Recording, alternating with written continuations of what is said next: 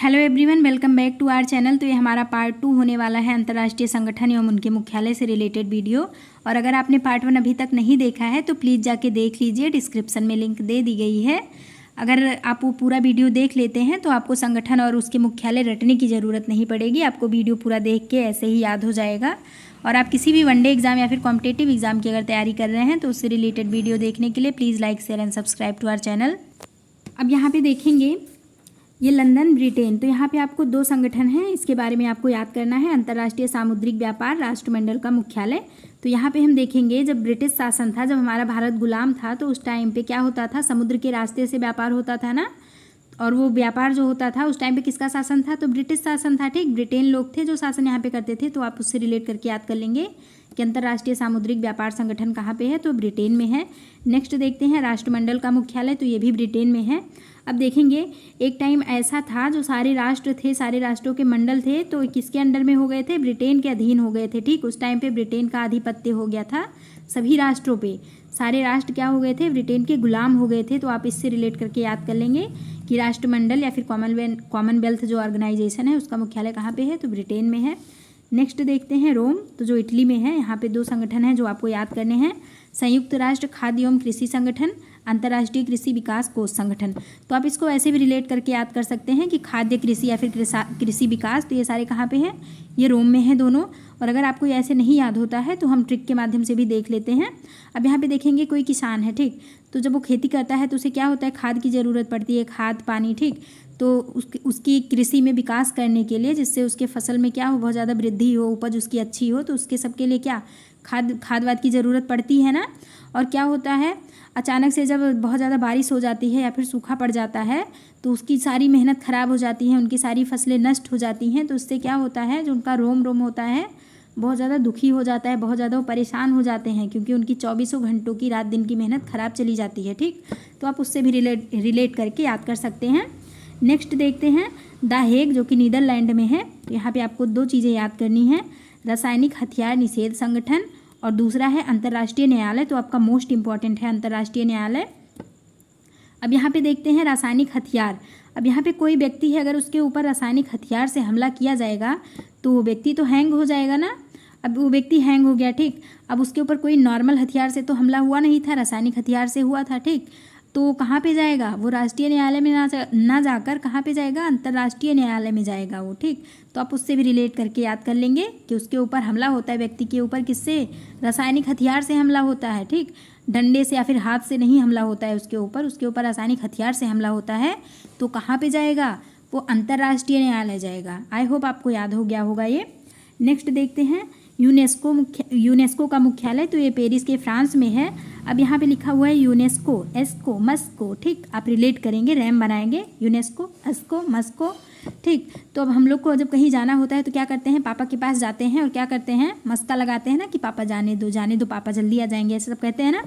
अब यहाँ पे तो पेरिस जाना है। ठीक, पेरिस तो बहुत दूर है ना, तो यहाँ पे ज़्यादा मस्का लगाना पड़ेगा ना इनको यहाँ पे जाने के लिए। तो आप उसे रिलेट करके याद कर लेंगे कि यूनेस्को का मुख्यालय कहाँ पे है, पेरिस में है, फ्रांस में है। नेक्स्ट देखते हैं यूनिसेफ का मुख्यालय कहाँ पे है, तो ये न्यूयॉर्क में है। अब यहाँ पे यूनिसेफ लिखा है ना, सेफ लिखा है, तो सेफ को हम सेफ से रिलेट करेंगे। ठीक, और यहाँ पे न्यूयॉर्क लिखा है तो न्यूयॉर्क को हम रिलेट करेंगे न्यू कार से। ठीक, अब कोई व्यक्ति है कह रहा है कि ये जो तुम्हारी कार है ना बहुत पुरानी हो गई है, ठीक, तो तुम नई कार ले लो, ठीक, न्यू कार ले लो जिसमें सेफ रहोगे। ठीक, तो आप उसे रिलेट करके याद कर लेंगे कि यूनिसेफ का मुख्यालय कहाँ पे है, न्यूयॉर्क में है। आई होप आपको याद हो गया होगा। नेक्स्ट देखते हैं अरब लीग का मुख्यालय, तो ये काहिरा के मिस्र में है।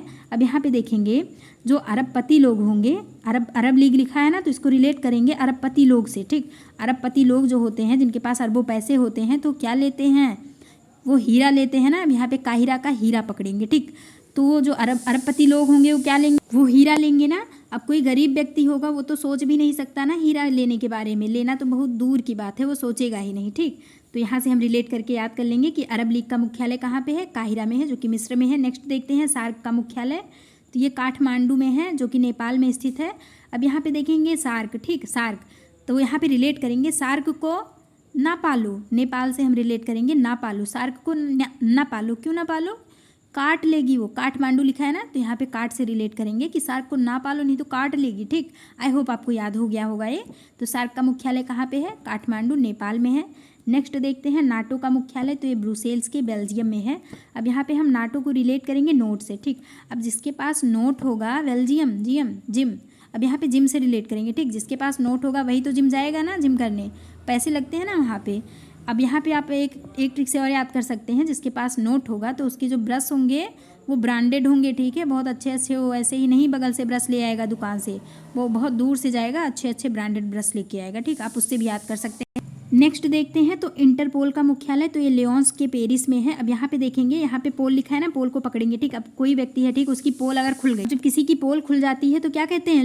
लो खुल गई पोल, लो खुल गई पोल। तो आप उससे रिलेट करके याद कर लेंगे कि इंटरपोल का मुख्यालय कहाँ पे है? लियोन्स के पेरिस में है।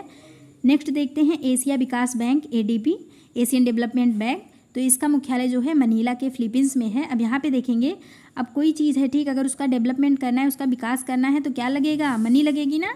तो यहाँ पे क्या करेंगे, अगर कोई विकास करना है तो क्या कहते हैं? मनीला ना, पैसे ला फिर होगा। ठीक, मनीला, पैसे ला। ठीक, तो आप उससे रिलेट करके याद कर लेंगे कि एशिया विकास बैंक का जो मुख्यालय कहाँ पे है? मनीला के फिलीपींस में है।